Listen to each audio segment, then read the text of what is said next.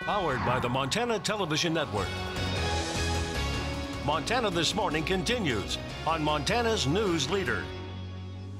There is something that President Trump and Democrats can agree on when it comes to the longest partial government shutdown in U.S. history, but likely not something that will help put an end to the stalemate.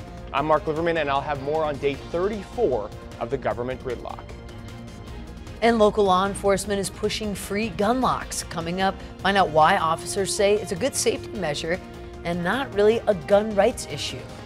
6:30 on this Thursday. Chet Lehman, Missy O'Malley, Matt Elwell with you here. Matt, we talked about it all day yesterday. We were going to get some snow. We did. The reality is, though, underneath that snow out on a lot of our highways is nothing but glass ice, so a driving concern. Yeah, take it easy. A lot of the area roadways have been cleared, and like you said, clearing out, and you can see the ice plainly in front of you. The problem is a lot of people not really slowing down in time, so keep that in mind. Snow and ice on area roadways, Homestake Pass, Bozeman Pass, Gallatin Canyon, likely in your neighborhood as well. Temperatures holding into the teens and 20s for most of us this morning. We do have a little light snow still falling, even some patchy fog in parts of the area. It looks like we're going to be dealing with slick roadways to start your morning. We'll, of course, talk more about our next snow chance, likely to come tomorrow. That's coming up in just a few minutes. Thank you, Matt. As he just mentioned, a lot of snow has fallen this week. Yeah, and all that new snow increasing the avalanche danger. Big temperature changes earlier this month have caused a weak layer of snow formed below the snow we've picked up earlier in the week. Strong winds also causing weak snow slabs on the slopes. Doug Chabot with the Gallatin National Forest Avalanche Center says that it's not the amount of snow that's causing problems, it's the water content in the snow. And we're more interested in how much water fell, like how dense is that snow. And like you said, the snow is coming in very dense, and so when we add wind to that, it means that we're putting a lot of weight on slopes at higher elevations, and that weight is what's causing these weak layers to break. Best advice from Mr. Chabot, stay away from steep slopes this week. Good tips there, absolutely. And of course, as we've mentioned, the partial government shutdown is in its 34th day. President Trump and House Speaker Nancy Pelosi are now on the same page, at least with one thing related to the shutdown. Yeah, however, it's not something that will help put an end to the stalemate. CBS's Mark Liverman explains.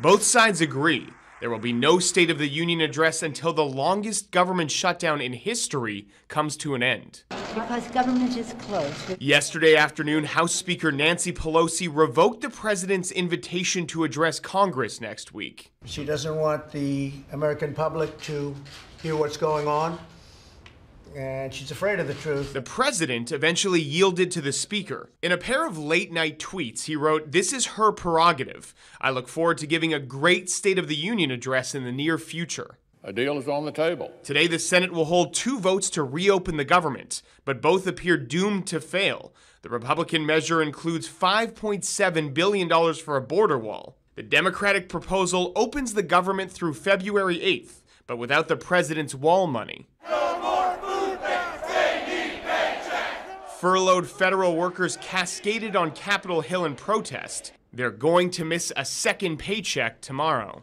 It's frustrating, it's angering. Colette Hall is the wife of an air traffic controller in Las Vegas. I have quite a few things I'd like to say to the government, to the president, and to anyone listening on either side. This has absolutely got to end because you're causing a lot of suffering. She's not alone. A CBS News poll finds 6 in 10 Americans say the government shutdown is causing serious problems for the country. Mark Liverman, CBS News. By the way, a CBS News poll also found 7 in 10 Americans do not believe funding a border wall is worth a government shutdown. And a citizens group made up of mostly homeowners in Bozeman's Gallatin Range foothills is filing a lawsuit to stop the Limestone Hills timber cut. The logging operation was approved by the State Land Board on Tuesday. The group Save Our Gallatin Front says the corridor is the last piece of roadless land connecting the Gallatin Valley with the high country of the Gallatin Range. The group says it tried to win a conservation license to protect the tract, but the Department of Natural Resources and Conservation is requiring the group to pay the same amount as timber company would pay to buy those trees. Now, the group says this is unfair because the state would retain the right to sell the trees again in 25 years. The group claims that allows the state would double dip and collect the full value of the trees twice. There is no response yet from the state to that lawsuit. That's a story we are going to continue to cover here on Montana this morning. Certainly. Going to shift gears right now, 6:35. The Centers for Disease Control and the National Center for Injury and Prevention and Control recently identified the top 5 states with the highest overall gun death rates. Montana comes in second. MTN's Emma Hamilton has more on the issue of gun safety. Montana has a household gun ownership rate of 67.5. Accidental deaths caused by guns happen across the country and here in the Treasure State every year.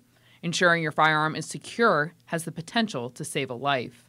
And this isn't about impacting anybody's or infringing on anybody's right to possess or bear arms. It is about being a responsible firearm owner and a responsible user of firearms and making sure that we're not leaving them unsecured in an area where a person can access them that shouldn't.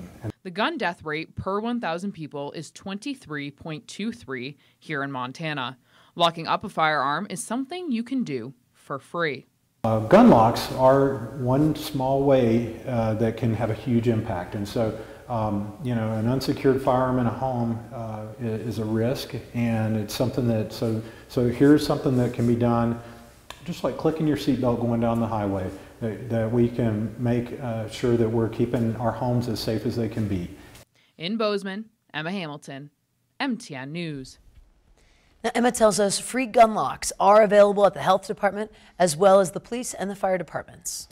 This is a good one for you, 6:36. Following up on a story we brought you about the UPS driver who rescued a dog from an icy pond in Bozeman. Well, that driver has now been recognized by the People for the Ethical Treatment of Animals, or PETA. That's incredible. Ryan Ahrens is being honored by the animal rights group, saying, quote, PETA hopes Ahrens' actions will inspire everyone to come to the aid of animals in need, especially during the dangerous winter months. Ahrens will receive a framed certificate and a letter of congratulations and a box of vegan cookies. And our undying thank you from Montana this morning as incredible. Well. Risking himself for that dog. And just how serendipitous the whole story was. Just incredible. And of course, if you haven't seen that story, check it out on our websites. For sure. Stay with us in a moment. Iconic CNN reporter Jeannie Bose takes a look at the Democrats throwing their names into the presidential race. But first, we need to figure out how to pronounce some of their names. This one I can't pronounce. It's Norah O'Donnell, and she's going to tell us about what's coming up at 7 o'clock on CBS This Morning. Good morning. Ahead on CBS This Morning, President Trump postpones the State of the Union until the government shutdown ends. We'll look at the drastic steps some federal workers are forced to take as they prepare to miss a second paycheck. Plus, only here on CBS This Morning, why one attorney general blames the family who founded a pharmaceutical company for helping create the opioid crisis. See you at 7.